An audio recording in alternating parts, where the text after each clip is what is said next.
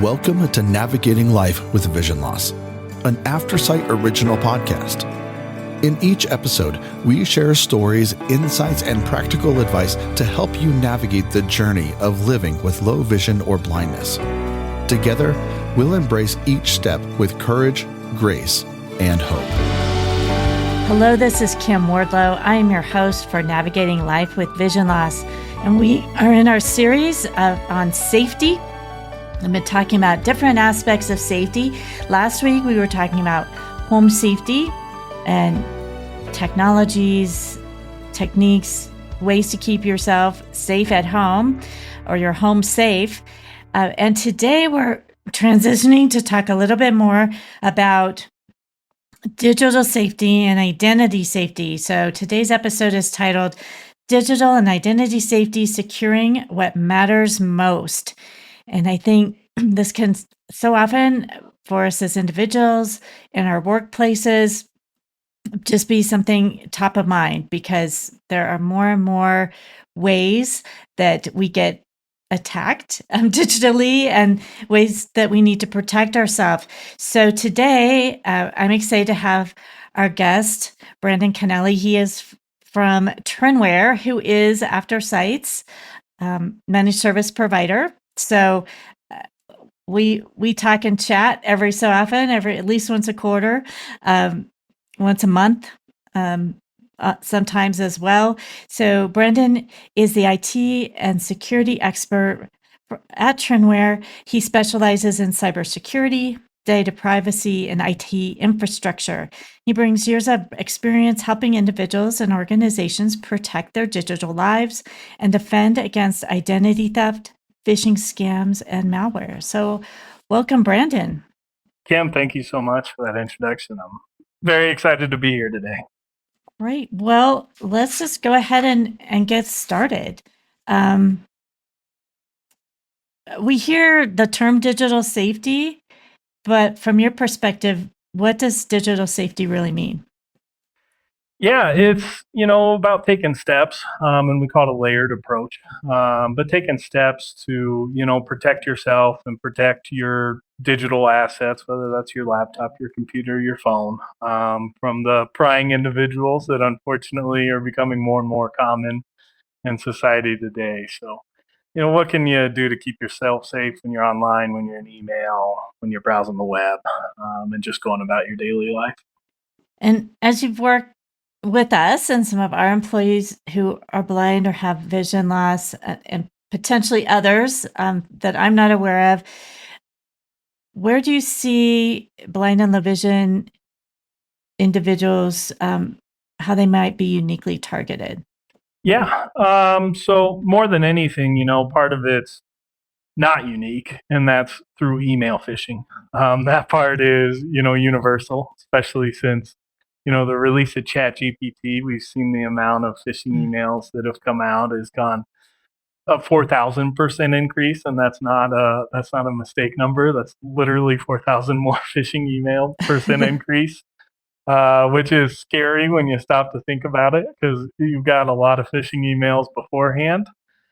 So that's universal. It doesn't matter who. How that affects, the blind community and the low vision community versus the sighted community is a little bit different. So obviously, the malicious actors out there, they don't have accessibility in their phishing emails, which in some ways can be a benefit to the blind and low-sighted community, because a lot of what they're doing is trying to play on visual tricks, where they make it look like a logo for a company, or they rely on small grammatical changes. So instead of it being Google, it's Google, but one of the O's is a zero, and those are tricks that they use to try and get by the filter of, the sighted community that stick out like a thumb with a screen reader. I was going to say a screen reader would pick that up. Exactly. So, that's part of it. But then in some ways that it can be, areas where it does affect the blind community more. So it's got a PDF attachment. PDF attachments are, very common in phishing. They want you to download the PDF, and it'll also download, malware, ransomware, any of the bad stuff that's out there.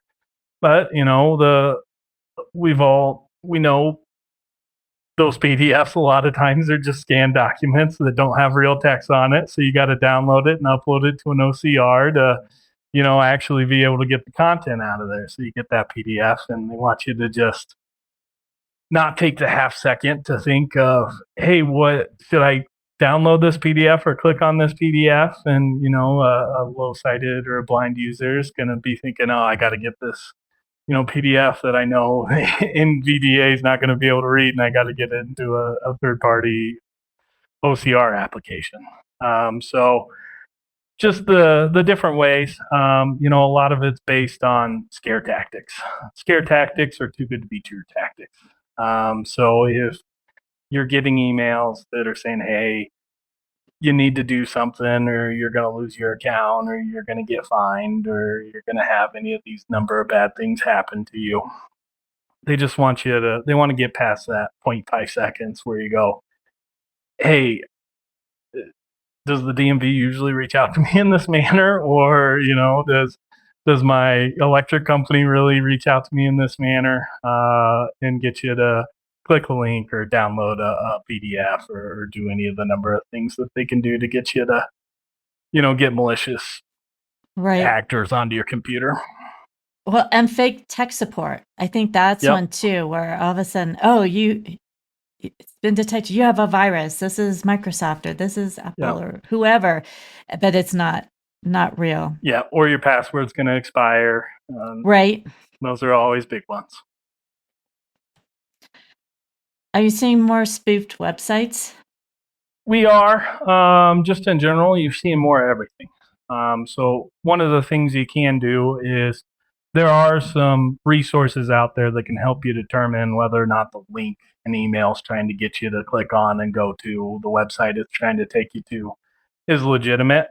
One of those is getsafeonline.org.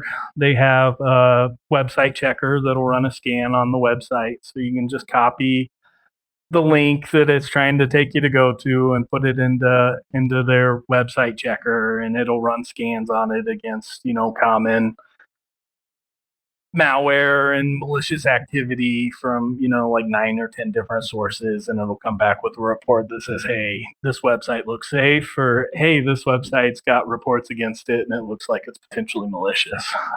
So when in doubt, always do that. You can also call a trusted phone number. So never use the phone number that they give you in the email, but go and look up the company or the government agency that's supposedly reaching out to you and call a known phone number of theirs to verify stuff. Or if it's coming from, someone you personally know, but it's a weird request, or it's a request for your personal information, or to pay a bill, or to do something of that nature, just pick up the phone and give them a call. It can save you a lot of headaches. I think we can all be targets, even if our use of the internet is minimal. You can still be a target no matter what. I think sometimes folks think, oh, I'm not online all that much, but you still might get hit. What are some other ways? You've mentioned a couple, but other practical ways that we can be defending ourselves against phishing emails or being spoofed or tricked into clicking on something that we don't really want to click on? No, absolutely. So I had mentioned earlier, we like to think of it as a layered approach. So having different layers of protection go a long way, and it keeps you from being reliant on one sole point of entry. So part of that's, the user behavior. So being vigilant and being on the lookout and, looking for malicious indicators. The others, having some tool sets behind you. So some of those, for personal use, Windows Defender is an antivirus. So it's a free, accessible antivirus. It comes with, if you have a Windows 10 or 11 device, it comes with it, no charge. Malwarebytes is another free, tool that you can use that's going to help you protect your actual physical compute device, whether that's your laptop or your desktop. Just things that can, monitor and look out for, hey, did anything get on here? And it's not the most robust, cybersecurity platform in the world, but especially for your own personal use, it's going to be a good start. On top of that, always having a password manager. So Trenware, we like Keeper Password Manager a lot, but there's some other, accessible options that are out there that the best thing you can do is have a good password. It's like the easiest step you can do to improve your online safety in the digital world, is just not reusing passwords and having complex passwords. One thing to keep in mind is you're not trying to trick other humans with your password. You're trying to confuse computers. So for computers, what's really complex is the length of the password. The longer the password is, the harder it's going to take for a computer to crack it. And it's going to, using a password manager, you don't have to remember those. You only just have to remember the one. Right. I was going to say that's where the password manager comes in, because it's hard to remember those really long passwords. Yeah, and no one out there is reusing passwords because they don't want to remember their passwords. We all know that that's going on. So getting a password manager can really help you not have to remember all those. So you're less likely to use duplicate passwords. And if something does go wrong, if you get an email, the bank got breached and your personal information got out there, it makes it a lot easier to change the information and change, any accounts that are associated with that password.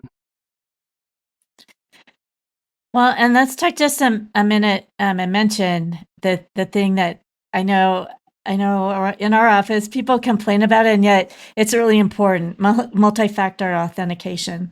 Absolutely.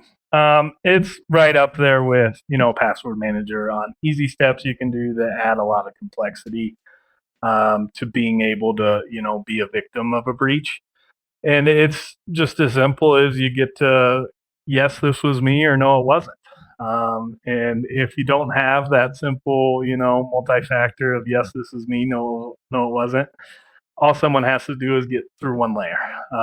They got a password of yours that got leaked because you're using, Park Mobile. I think they had a breach, back in 2021. Most people probably have a Park Mobile account if they're parking anywhere in the Boulder area. And if that password was attached to the same password you used for your bank account, because we never, ever, ever reuse passwords, then someone went and they bought a bunch of data online and they got your email address and they got your password that you're using for account, and they're going to use that across any screen they can log into. And if it works just once, then boom, now they're in your bank account. Now, if you have multi-factor authentication set up with your bank account, you get a little text message that says, hey, did you just try to log into your bank account? Which you didn't? No. Well, that stops the entire attack right there. So just being able to have that second way to verify if activity's yours can save you a lot of heartache. Yes, it can be annoying doing it the times when it's not a problem, but all you need is it to catch one bad actor, and then all the heartache in the world was worth it. Worth it. What about best practices? So you're talking about online banking, online shopping.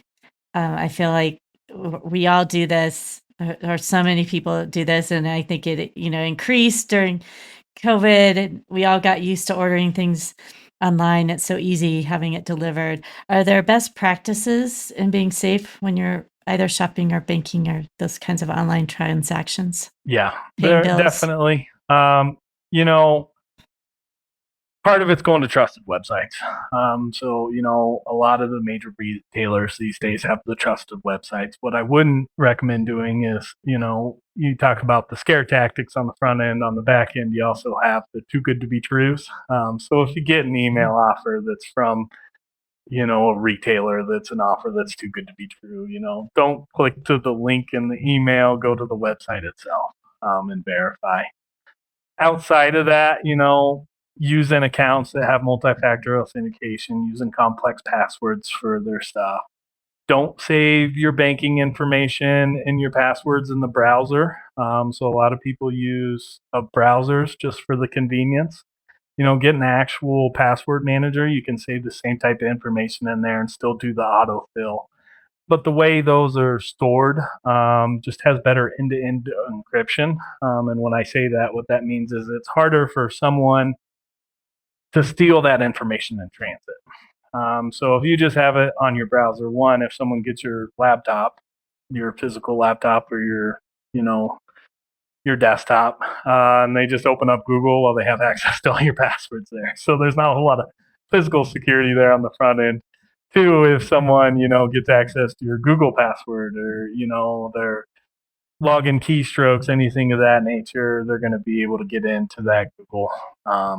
Also, if you use public Wi-Fi, you're sending portions of cookies, and people that are, malicious actors that are sitting on the, public Wi-Fi of the hotel that you're at on vacation, well, they can monitor all that internet traffic that's going through. And, just a few queries is enough for them to kind of recreate your token. And now they can log into Google as you, and now they have all the passwords and all the banking information that you had saved in your Google browser. It's just that easy for them. Go ahead. Oh, and what should people use instead? So if you are in that situation, you're in a hotel or you've been working at a coffee shop or something, and you're on public Wi-Fi, or that's what's available to you, what should folks look at using instead? Yeah. Well, there's two things. One, just use a dedicated password manager, because that won't send the information through on your every Google search that you do or every internet access you do. It's secured a little more storely. Two, you can look into using a personal VPN, and personal VPNs, they help you a little bit on that security side, and then also a lot on the privacy side. So kind of staying on with the retailers there, we all know there's a lot of advertising and a lot of very personalized advertising that's going on. And that's based through your internet web traffic. So these data brokers, they'll collect all the information from, this is where they go on the website, and this is what they shop for, this is what they bought, and then they put that together with other information, and they go, this person got married within the last year, and they bought a house 6 months ago, and these are their spending habits on Amazon, and they sell that information to another person or another retailer, and then that retailer is buying advertising in your Facebook feed that says, hey, here's a crib and here's, a stroller because of these criteria. And then a week later you find out you're pregnant, and they knew before you did. So it's, for some people, they enjoy that because it gives them a more, personalized shopping experience and better recommendations through their advertisement. But a lot of people think that's probably a step too far, and they want to maintain a little bit of their personal privacy. And a personal VPN kind of hides your internet traffic. So they can't, connect you at dot A to B all the internet traffic and browsing and shopping that you're doing online. It adds a little bit of a buffer there for you, which can protect you from a cybersecurity side and from a protecting your personal information side as well. Both. Are there simple ways to lock down your smartphone or tablets or computers? Having, the Microsoft Defender or Malwarebytes, that works pretty good for a personal computer. On your phone, they're pretty hardy themselves. What you really want to be more secure on is, especially now, is not looking for QR codes. Being careful on what type of QR codes. There's a lot of QR code phishing that's going on. The same type of text messages that are like phishing emails that you get these days. Hey, you have unpaid tolls, you have unpaid parking tickets, those kind of things. Just having that same resilience to not click on links that you shouldn't, and don't download applications from text messages. Those go a long way on your mobile devices. Do screen readers work with security software? Does that cause any issues? It should not. Not as far as I know with Malwarebytes and Windows Defender. They're both compatible with a lot of screen readers, especially NVDA. And there are some out there that I imagine, you'll probably have issues. Unfortunately, the world's not always accessible for blind and low vision community. But those two programs shouldn't cause you any major problems. And are blind or low vision users able to use antivirus software independently? Yes. Yeah. Yeah, and it's well worth it. It can save you from a lot of heartache there. That's good to know. I think sometimes folks are like, oh, Yeah. You used to have trouble with accessibility, and you just think, well, that's not going to be accessible. And so knowing that they are, those types of softwares are accessible. Well, and not only that, they're also accessible to people that are not very tech literate. They pretty much, you turn them on and they operate themselves. So you don't have to be a cybersecurity whiz to get started with Windows Defender or Malwarebytes. You can download those programs from the website, and it just runs and operates as it should. So not only is it accessible not only is it usable from an accessibility standpoint, but also you don't have to be a tech genius to get them operating. Are there any ways to secure assistive tech devices like voice-activated tools or other tools that would use like Braille displays? I don't know enough about them. Are these internet connected devices or? Well, I'm thinking of like voice-activated tools like an Amazon Echo or Google Nest or those Gotcha. types of things that are listening to you. Yep. But they can be so useful for individuals with low vision or blind to be able to do things with voice activation. No, of course.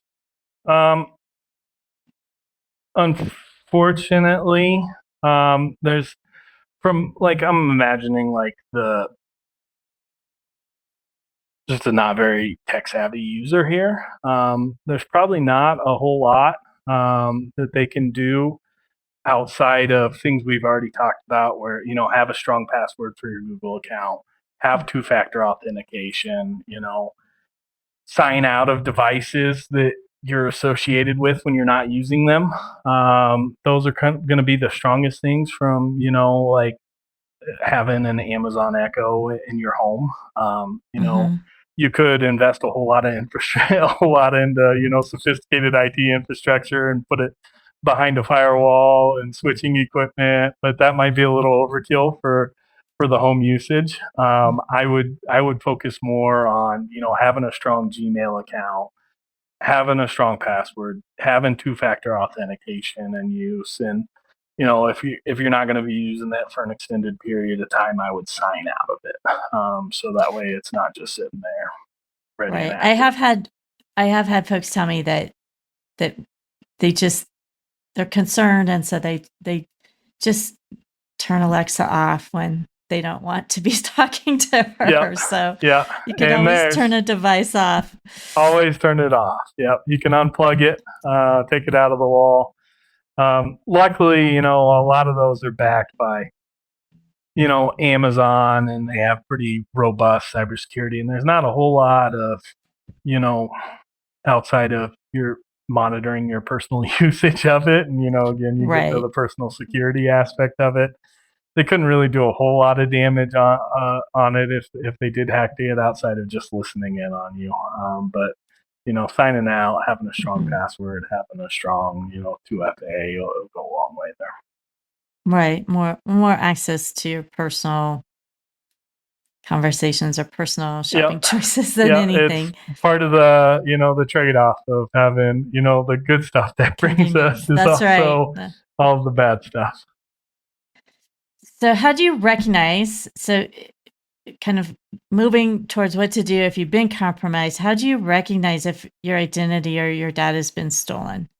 There's a couple of different answers to that, depending on how quick you can recognize the signs. So one is, if you do fall for a phishing attempt and, you click on a link, you download a PDF, then you do something, that the phishing email is trying to get you to do. You put in a password on a fake website. If you recognize that you're falling for it, and usually the telltale sign there is whatever it said it was going to do doesn't happen. So if you put in your Microsoft password and then you think for 2 seconds and you go, I was just in Microsoft or I was just in Gmail. Why did I have to put my password in again? Well, that's sign one. Outside of that, if you don't catch it, then it's going to be you start seeing weird account changes. You get emails that are, coming in from your other subscriptions that say, hey, password changed. Things of that nature. Worst case scenario, it's something from your bank about, transactions. And in all those scenarios, you want to start changing your account information.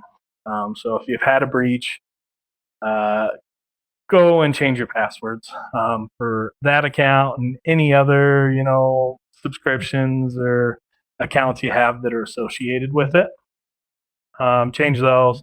If for any reason that password breach was, something connected to a bank account, maybe you found out because a retailer or a online account and application you use, they posted and sent you an email that said, hey, your information may have been accessed in a data breach we had. So you didn't even do anything wrong. Your information got leaked through that.